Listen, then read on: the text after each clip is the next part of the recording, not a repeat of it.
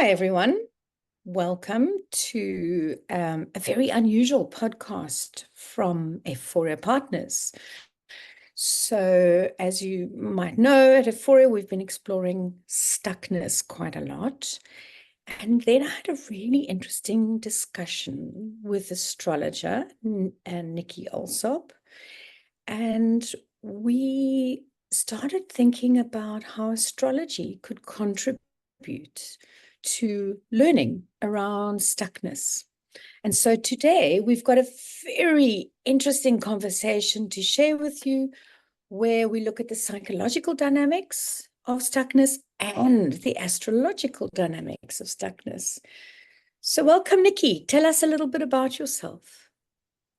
Thanks, Julia. Yeah, it's great to be here and talk about new and different things. As you know, I'm a fertility astrologer. Yeah. So most of my work is treating people with infertility issues, and there's a lot of stuckness around that, as you know. But it's always interesting to talk about something on a much more broader sort of philosophical level, if you like, about just how astrology can actually help, and it's how can I say it has an innate understanding of who we are as human beings. And I think sometimes mainstream discourses seek certainty in research, and they seek certainty in remedies. And it's very difficult because, as you know, human beings are idiosyncratic, and there's no one panacea for all. And astrology recognizes this and has got particular comments to say about particular chart configurations, which can lead to like an amazing sort of sense of self-acceptance, that this is not because I haven't been trying hard enough to be a certain type of person. It's just a case of, oh, okay, I am like this. So for me, that's always been something to hang my hat on, if you like, in my astrology, is that his character is destiny, and it's the way in which we manifest everything then is determined a lot by how we are in the world, who we are in the world, and our responses to the world. So that's what I particularly love. And I absolutely love your ideas around stuckness, because when you said, will you talk about stuckness? One of the things that struck me is how I love the way you frame the word stuckness, because it has no judgment, because it occurred to me that there are two sides to stuckness. There's a positive side and there's a negative side. And the negative sides of stuckness are sort of paralysis, fear, rigidity, stubbornness, laziness, even repetitive behaviors like OCD. And then there's like the positive side of stuckness, which is stability, consistency, loyalty, tradition. And it's a kind of like it's a balance, I suppose, that we're trying to strike. And there's this stuckness that has both good and bad. And then when I have to think about astrology, and I have to think about the planets that we use in astrology, there's a planet like, for instance, Saturn, which has got an overall negative kind of connotation. But Saturn also has positive and negative. So Saturn also brings with it self-discipline, but also limitations, and obstacles, but also challenges, positive challenges. And so it's just interesting that even in the planets, we've got this contradiction set up. And then we've got human beings. And then human beings, for us astrologers, have got an ascendant. And we've got an ascendant is given by the time that you're born in your chart. And we have a moon sign and we have a sun sign. And the sun sign is like who we are in the world. The ascendant is how we navigate and associate and present to the world, and our mode of being, if you like. And the moon is our deep, dark desires and our subconscious.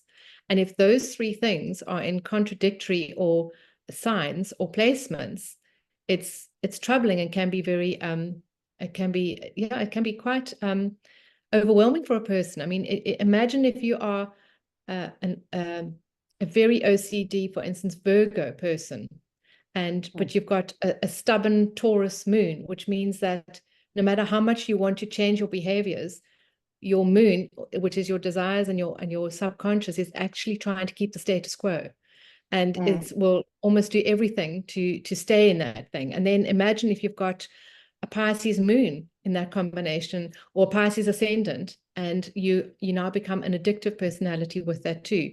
It's nearly impossible to unpack and unpick all of those things just from one aspect or another, just from astrology or from stuckness. I think if we take your stuckness theory and your stuckness research, and I know that you've got a model for it, and I'd love you to talk and share more about it later so that I get it really fixed in my head, because you have a story arc in stuckness that is very similar to the story arc of astrology, in that it's cyclical. And so the similarity is your cycles of stuckness and our cycles of astrology, and how maybe we could actually fit that together and see, okay, so some people might have shorter cycles and some people might be in longer cycles. And so we want to be able to say to somebody using astrology, I can see that this is a Saturn cycle, so it's a longer cycle and it's going to take until this time until it's finished, but this is what we can focus on in the meantime. Or are we talking about a Mars cycle, which is every 22 months? And then we can recognize those are the cycles that you're going to hit. And then you can be better prepared. You can go, okay, so in 22 months' time, I'm going to experience something similar. I know that I'll be on that arc of the stuckness model, and I'll know what phase I'm in, and I'm going to know how to deal with it. Fantastic. Wow, that's actually really useful and exciting for people, hey? To be able to know where we are in the cycle, and how to support that, make it happen quicker and more easily. Yeah. So tell me a little bit maybe, about your stuckness model. yeah. So I thought I'd start with like a really basic kind of definition of stuckness. Because actually everyone gets stuck and everyone has like a lived experience of stuckness, which is something along the lines of we get stuck in a pattern. It's no longer effective, but we don't know why. We want to change, but we don't know which direction to change to. Also, we don't know if we should change, but we just keep doing the same thing over and over again, hoping it's going to give us a new result, but it never does. So we become incredibly frustrated, angry. We might get up to a lot of mischief when we're stuck because it's so painful. And then there's a process coming out of it. So that's like a experiential version of stuckness. An existential version is that we get stuck because something comes up that we need to deal with, that we've avoided dealing with.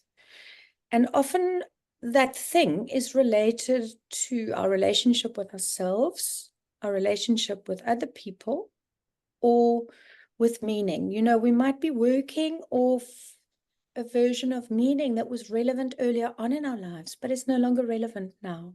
So, all of ourself, others, and meaning, we have to adjust those as we go through life. So, and if we don't adjust those, then we get stuck in old ways of being that have no traction in the world. Okay, so a question. So what I'm understanding is that we have a mode of being, and then there is an external factor that comes into our lives and causes something. So it either reminds us of where we're stuck, and it can come in the form of, I'm assuming, a trauma. It can come in the form of illness. It can come in the form of a joyful occasion like a wedding.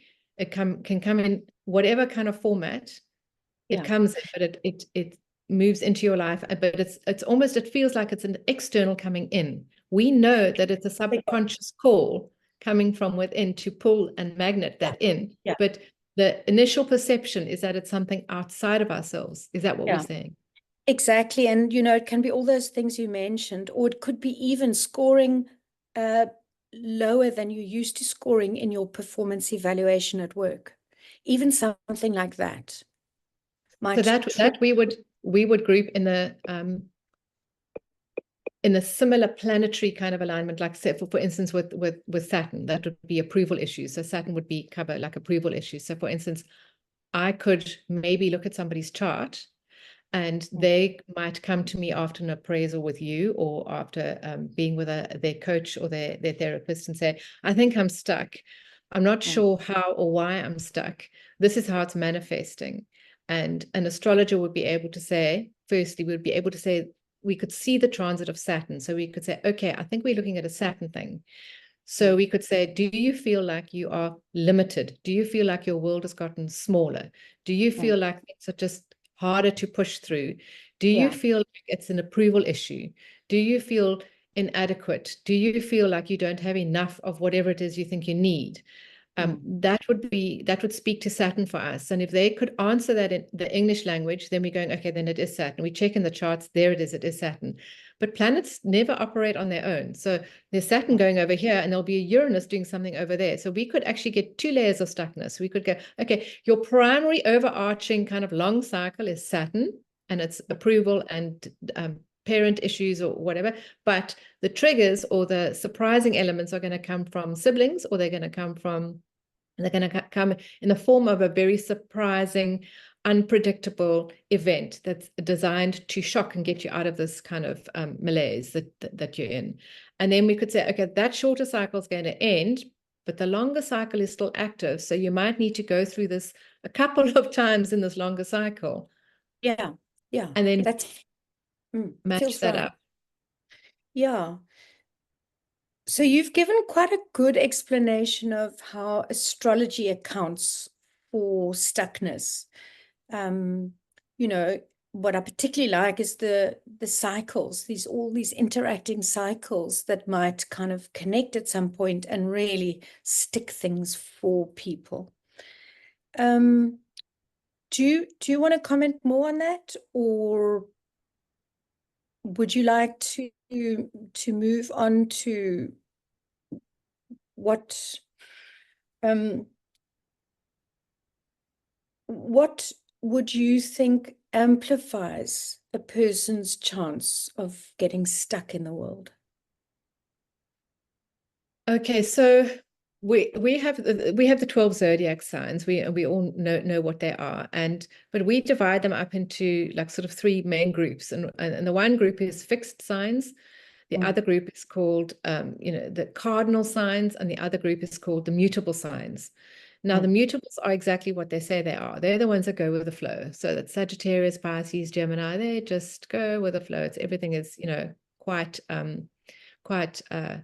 relaxed, if you like, in terms of they are better adjusters, if you like, to their surroundings. And then we get the other signs of cardinals. The cardinals are the Capricorns, Librans, Aries, and Cancerians, and they tend to be more, they take charge. So they're actually not really so introspective as much as they are like out there in the world, and they are like they're leading. But where they might feel stuck is where they get thwarted, where their will is now being thwarted by somebody else, because they are outward orientated, and they're the ones that are going to feel cut off, if you like, that somebody come and stop them from doing something. The fixed signs are what I call sort of like they're the passive, stubborn people. So it's the people who just say no. Would you like to go? No. Would you like to do? No. It's just no is their first answer until they've made up their minds about what they really want to do. And it's a stubbornness, it's a fixedness and a rigidity, and they find it very difficult to. They hate change. The routine is difficult. Change their routine, and they feel like their rug's been pulled. So those are the Taurians, the Scorpios, the Aquarians. They're very and the Leos. They're very they can be bloody minded, and so it's hard. It's just really hard for them, and they will be more likely to be surprised by stuckness things. So they will have things forced upon them, I find. What's interesting about what you're saying, like in the stuckness model, you can get stuck by putting yourself in one position, or another version of stuckness is that you never do stay in one position. So if you're too mutable, if you're adjusting too much, that's actually another version of stuckness, where you're continually fluid. And that means that you never cement and concretize the learning. Okay, so if I could share something personal, if you don't mind. So I don't mind sharing my chart. So I'm a Capricorn sun. So I'm one of those cardinal people. I go out. So where I would feel stuck is where I feel like I can't push something forward. That frustrates me.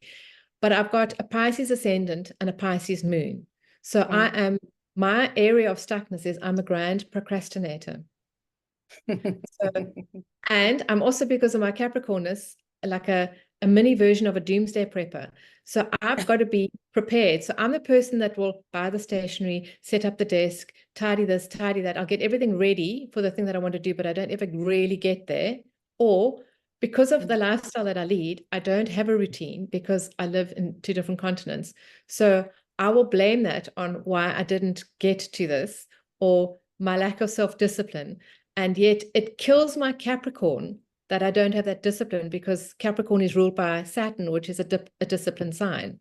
So I've got this like mutable cardinal kind of contradiction that goes perpetually on in my life. And I have to check myself as to when I'm being just badly behaved and leaning into my procrastination number. It's funny, hey? It's really interesting when you look at the layers and the complexity.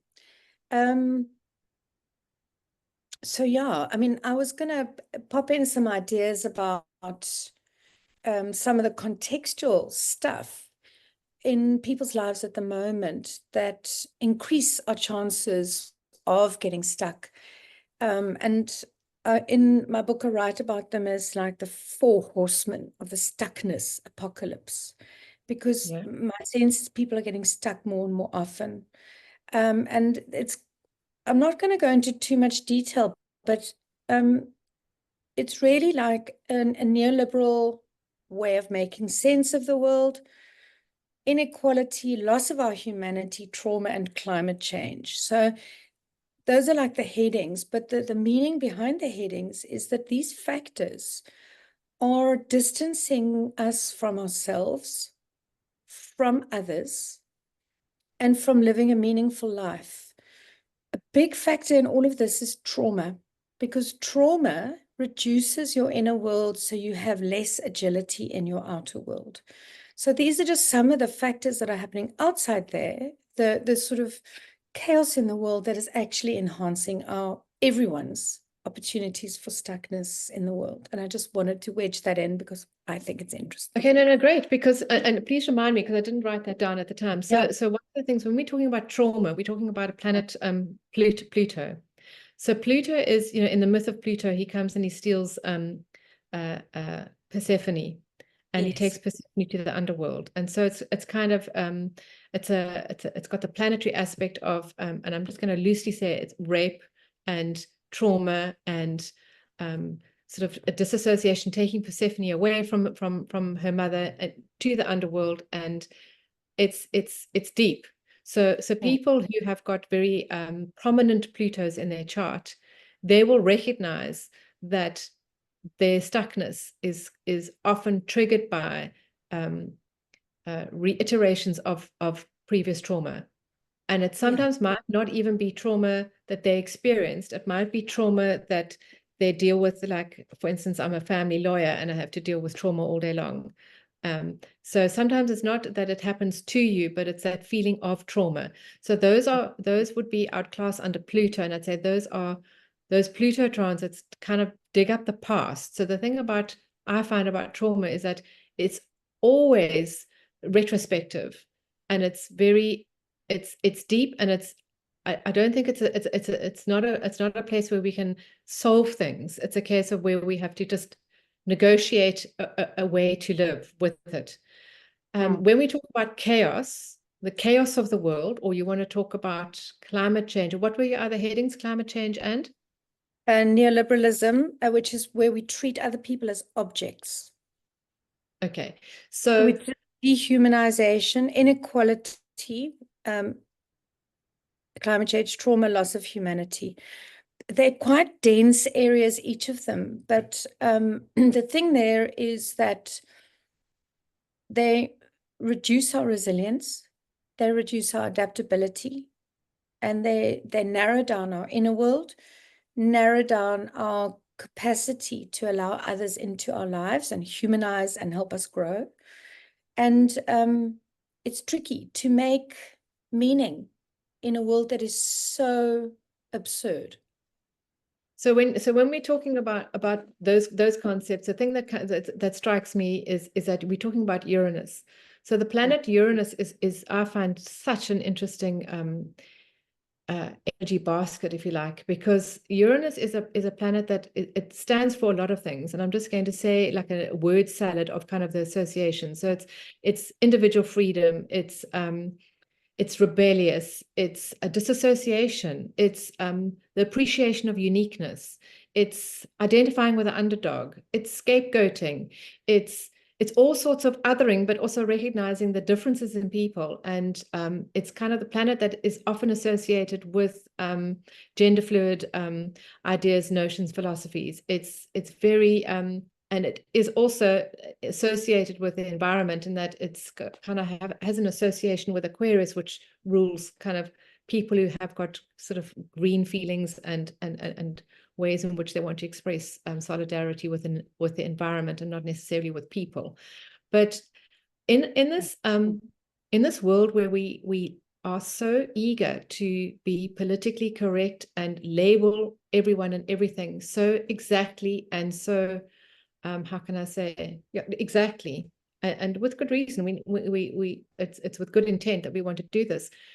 The more we label, that we narrow down the options of being, because we don't have enough labels for all of this uniqueness. So in the process of labeling, we're already marginalizing. And I think that also in the and we are creating a polarity and a polemic, because it's like kind of, well, I'm on this side, which side are you? There's like this and then it becomes into the situation where you feel like when you want to express yourself that you might cause offense, so then we stop expressing ourselves. We get into that sort of arena and then we might feel really stuck because there's an inauthentic kind of way of being, or you might feel these people are not my tribe, I need to find another tribe. And you might, and that tribe might even be your family. So for instance, we can see in the politics of America how divisive Donald Trump has been, and how people have discovered that once a family member is a Trump supporter, they are cancelled, and there have been huge rifts based on that. I mean, since when? Like, I mean, I know we're a little bit old, but I mean, since when did we ever kind of divide families on people's political leanings? This is for me, I'm seeing this this expression of the more we try and label and create categories for people to identify with, the narrower the field seems to get, not the broader. And then we also have this planet called Neptune, and Neptune's a real, can I swear, he's a real bugger, because it's like it's so like insidious, and Neptune is unseen, and Neptune is it's a gaseous stalker, kind of comes into your life, and it's come in already like a long time ago, you haven't noticed it, and all of a sudden it is so misty and foggy you can't see in front of your face, but it rules things like illness. So this is kind of like where your resistance, or your passive aggressive resistance to change, finally stomatizes into stage 4 bowel cancer. This is the addictions. I can manage my like a little bit of cocaine on a Friday night, whatever, and then before you know it, there you are, you have no more money and you've lost your home, and that's kind of a Neptune kind of like story. And it's also kind of ironically, Neptune also rules things like escaping your reality. So when people are stuck in the real world, they might want to escape reality with recreational drugs or alcohol, whatever. And also they might for a short period of time, it might actually work. So there's like this terrible muse, we call it the addiction muse. So especially if you're in the creative fields, you think, I think better, or I work better with a glass of wine, my ideas are much more fluid, things flow better. Yeah, this is the rule of the marketing department, right? And so it's kind of like you want to lower people's inhibitions so that they can brainstorm, blah, blah, blah. And it works once or twice or 3 times, but thereafter it stops working. And that's when you don't realize that actually you've gone past inspiration and you're now actually into just addiction. And that doesn't either serve you. But Neptune is so subtle and so dangerous that you don't know where that line is when you're there. And it's quite a long serving planet. I think that's very useful, that addiction case study, because one of the big causes of stuckness is addiction. It can be stuck in addiction, stuck in grief, stuck in leadership styles, stuck in behaviors, stuck in ways of being. So I like that example of how it takes you a while to realize that you're getting stuck, that you're in this example where you don't notice the mist coming in until it's really thick, or the boiling frog. I'm wondering if we should maybe explore case studies. Okay. And I don't know, do you think I should give an example of a cycle of stuckness and then maybe you talk about astrologically? I don't know. Or should we open up to you? How would you like to do this? Okay, I'm going to just share my screen so that you can see what I'm looking at. Tell me if you... do that. Okay, so Great. basically, I just want to go to like this. Yeah. So I'm going to say this is an example of a chart. Great. Okay. Yeah, this is an example of a chart. I think your time is slightly up, but never mind. This is an example of a chart and how I would read, where I would read this person's propensity for stuckness. And then you can ask me questions. Yeah. And then I can go on to, I've got another chart, which is mine, which is also very easy to talk about. And yeah, so nobody's name is up there. It's, it's all cool. So I can do that. So you can fire ahead and say, let's look at some case studies. So you're now going to look for stuckness in the chart. So where do you see stuckness in the chart? How does it become figural to you? Okay, so here's a chart. Here's a chart of someone. And the three major things that I would look at as an astrologer in terms of stuckness or in terms of a modality or how we are in the world, I would say, okay, there's the sun, and the sun is in that fixed sign of Scorpio. So I'm going, we've got a stubborn sun. That's number one. Number two, we've got a mutable ascendant, which is really interesting. So this person appears to everybody else as easygoing. This person has accommodations and is also got an appetite for life because it's Sag rising, but it's very it's there's a mutability, at least in the mode of being. Then the moon is in the sign of Libra, and that's kind of it's cardinal.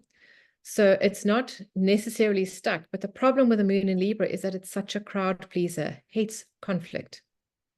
So, often I think that if when you were talking about the external events that come to you when you are stuck, this person might avoid those events, ignore those events because of this person's fear of conflict or dealing with conflict. And so it'll rather do anything. That person with a Libra moon would rather die than create a fight, cause a social embarrassment, so there's lots of swerving of those opportunities for getting unstuck. And then this moon, I mean the sun over here, if we just look at the sun sign here, is conjunct this Neptune. So that's Neptune, that planet. It's like this person would have, because of their stuckness, and created various ways to escape that stuckness. And because it's Neptune, we are talking about possibly drinking too much. We are talking about seeking other ways to escape. I'm also looking at this and I'm going, it's in the 12th house. So this is the 12th house and it's very hidden. So this is things that people don't often see about this person. But the 12th house is the opposite house of health. So when the stuckness is hidden and it's not addressed and it's masked by this, I'm so easygoing, I can do this and I can do that, and it's got a crowd-pleasing aspect here, it cannot help but stomatize as a physical symptom. So Scorpios, the things that rule Scorpio, that Scorpio is like kind of connected with, is the digestive tract. So we're talking like constipations, we're talking about like bowel cancers, we're talking about anything to do with over processing. So Scorpio doesn't like to let go. It hangs on to stuff and it wants to go over it and pick the scabs over and over and over again. It needs to keep coming back and keep coming back. So the Scorpio thing is going to be, you'll get stuck because you just can't let it go, and because you have to keep coming around to it and picking that scab. So you can say you can do that, but you're not going to heal if you keep picking the scab. So it's kind of, and then it will, like I said, because it's opposite the house of health, and I'm going, okay, but generationally, we look at this combination here. So this is Uranus and Pluto, and it's opposite Saturn. And so this generation, I think it's like 1965. We are all, everybody, because I'm also born that year, obviously, we are all born with that same planetary alignment. So this means that this Uranus opposite Saturn means there's no opportunity to stay stuck for very long, because we come from a collective background where, I'm sorry, things are going to be forced upon you that are going to have to make you shift out of your stuckness. So our cycles might not be as long or as protected. Our cycles are quite extreme. And when they might happen suddenly with this Uranus. They might involve a bit of trauma, whether it's our own or collective, but it's opposite Saturn. So it tells me that cycles are meant to be broken, and they will be broken. You know what, I'm just on that first piece, that your commentary there was really interesting, because this business of a seen aspect and an unseen aspect. And the seen aspect has the opportunity for feedback from the world and to change. But the unseen aspect, people don't see. So that person carries the unseen aspect on their own, and it's their chances of adapting the unseen stuff is minimized because they're not getting feedback on it from the world. So feedback for this person would be important in order to avoid conflict. So they would take feedback into account. But then there's this very stubborn, unseen aspect that remains stagnant. And that's very similar to how I'm sort of thinking around stuckness psychologically, is when we get stuck in one element of ourselves, often the unseen bit, and when we're not getting feedback on this part of ourselves, because that piece is disconnected from other people, then that's a really common reason why we get stuck. Because so I would say to somebody who has the sun in the 12th, because that's the unseen part, is that it's the sun's in the 12th house, which is unseen. What I would say for a person like this is, we always say that you don't know a person until you've been with them for a year, because we need the sun to go through all the zodiac signs to shine a light on all the aspects and all the planets that are contained in each of those zodiac signs. So I would say around November, when the sun is literally on your sun, is when you are most likely to be seen and when you can most likely to see yourself. So I would say, if you were to schedule retreats that you were going to do for your own self-healing or own self-reflection, I'd say schedule them in November, when you've got the sun's light is basically on your sun, and you can feel the warmth of it, and maybe you can feel more feedback from it. But it just would make better sense to me that that's the season for you guys to be doing that kind of introspection. And what advice would you give this person on, so I mean, in my way of thinking, stuckness is useful because it helps you digest your past, and maybe incubate a new version of yourself for the future. So thinking about that, what advice would you give a person with this chart so that they could benefit from stuckness in terms of digesting past, incubating future, but that maybe they could speed up the process so it's shorter and less painful, the process of stuckness? What advice would you give, Nikki? So the first advice would be to say, lower your expectations about any success around getting unstuck. Because that's funny. Yeah. because of that Scorpio sun is very fixed and rigid, and also because of the conjunction to Neptune, your ability to see past your own addiction, or the ability for this person to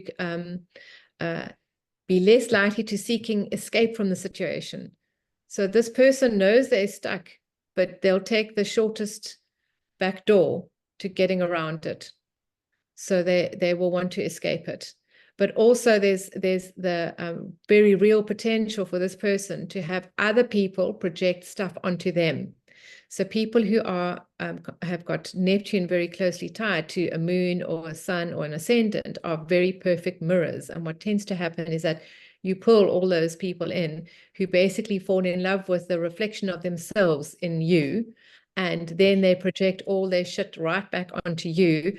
And you don't know, because you've got such an unsure sense of self, because the sun is conjunct Neptune. You don't know who you are. So you are very susceptible to gaslighting. You're very susceptible to autosuggestion. So, I would say you probably need to have a coach being there to guide you through and nitpick the stuff that is yours and the stuff that actually really isn't yours. That is fascinating, Nikki, because I think this business about the post-truth world and sort of these sort of more flexible senses of self, loosely formed senses of selves, it's so interesting how easily projected into, that person could be, and how that can be internalized, and the creation of false selves, which would be another version of stuckness, where you internalize something from the Yes. world. Yes. And then you get addicted to that particular version of yourself. And it's not you. It's not all of you. Might be a small part. Yeah. But then that's another version of stuckness. Fascinating, Nikki. Wow. Yeah.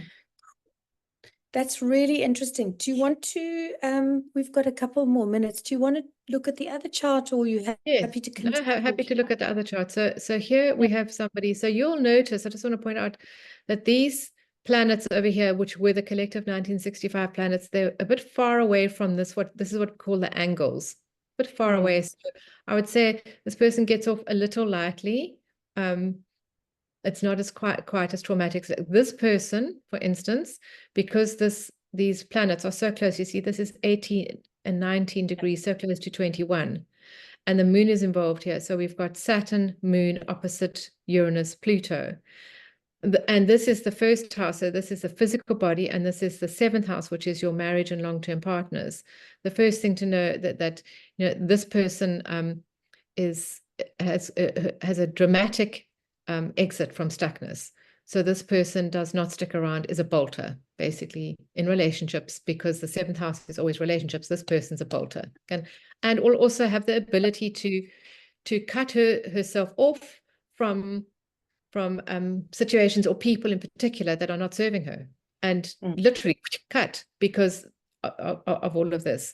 So it's quite a, how can I say, dramatic and sometimes traumatic stuckness solution, if you like.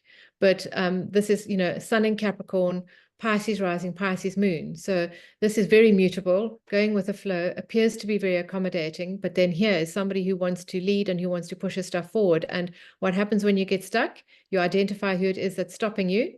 And then you just say, Uranus, Pluto, gone.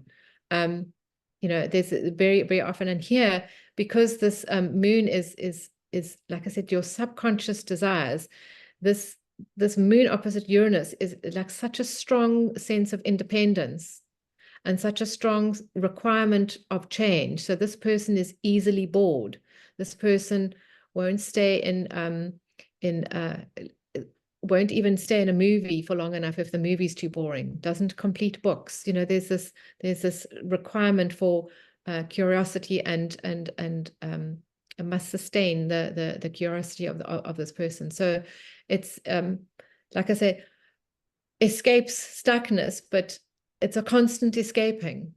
And then the Pisces thing is also, like I said before, this procrastination, because it's kind of like in my own time. Pisces people are people who they look like they're procrastinating, but basically they're waiting for the wave to come behind them, and they're going to catch the wave at the right time.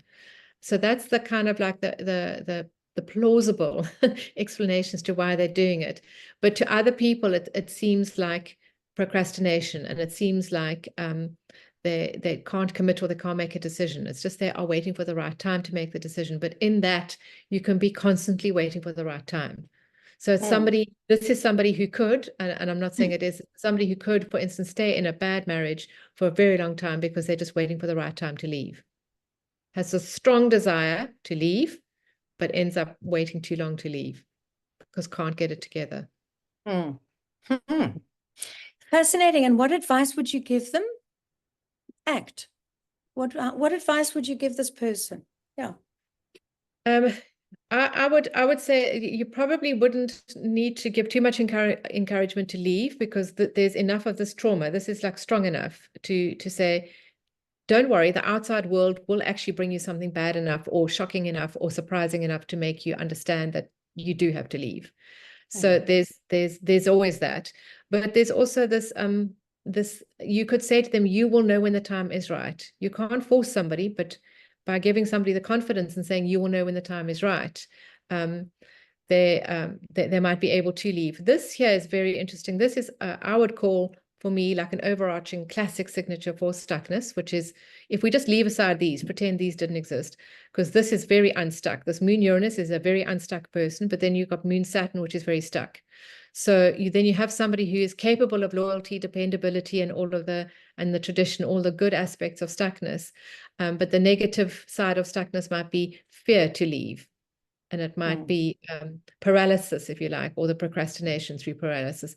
And the fear of being adequate enough, or the fear of not having enough. So I would talk to this person's, what are your practical fears about leaving? Do you feel like you have enough physical, material, emotional support to leave? And I don't mean leave a marriage necessarily. I mean leave a job, leave a situation, leave a friendship, leave whatever. Yeah. That's really interesting.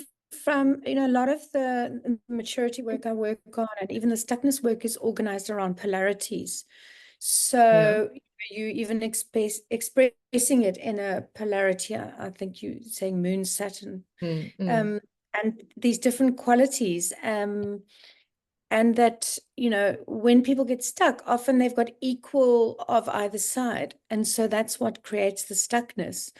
And so just sort of articulating the dilemma a little bit better, like bumping up one side, or, that's going to shift things and move into action. And I was just interested to hear you talking about it in exactly the same way as we do in coaching and polarity management. Sometimes in my dissertation that I did, I'm kind of wanting to position astrology sometimes as a narrative construct that behaves like a placebo, which is a very big concept just to drop into a podcast, because it's a whole big thing on its own. But it is kind of where we want to sit with it, with the idea of the chart gives you enough parameter to say to the person, okay, this might not be the exact case in your life, but what if this were the case? Or like, let's have a dress rehearsal. If this were to happen, what would you do? So what I like to do for people is to give them lots of multiple outcomes, because astrology is about prediction of the quality of time. So people say, what's going to happen? I go, okay, fine. So we're talking about Saturn. These 5 things could happen. You might get 1 out of 5, 3 out of 5, or 5 out of 5. But it's going to likely look like this. And how would you like it to be? And in their minds, I'm actually asking them already to kind of manifest on some level how they want the outcome to be. And by exploring a potential hypothetical outcome, you are already problem solving without even realizing it. You are already sorting your own head out. And by the time you get to, okay, it could be that, then you go, okay, good. Put that as a marker in the sand. Maybe it comes to pass, maybe not, but you've already had that exercise of exploring other possibilities. Yeah. So, Nikki, I see we've got a time thing going on here. So I'd love to bring us to an end. Any closing remarks on this fantastic conversation? Other than, can we do this again? Yes, let's do it again. There's so much more, but so much more. I'd love to do that again. And, we'll post it in various places, and it'd be great if people who are watching this could put comments, and then they can give me their chart details. We can talk about their charts. Wow, that would be a stunning idea. I can do a hot take on a chart. A hot take on a chart. I love that idea, Nikki. So if you're out there, now you know what to do. to get a hot take on your chart. So, Nikki, thanks so much, hey, for your time and energy and intelligence and insight for today. Well, thank you very much. Thanks for having me. It's been such fun. I'm just going to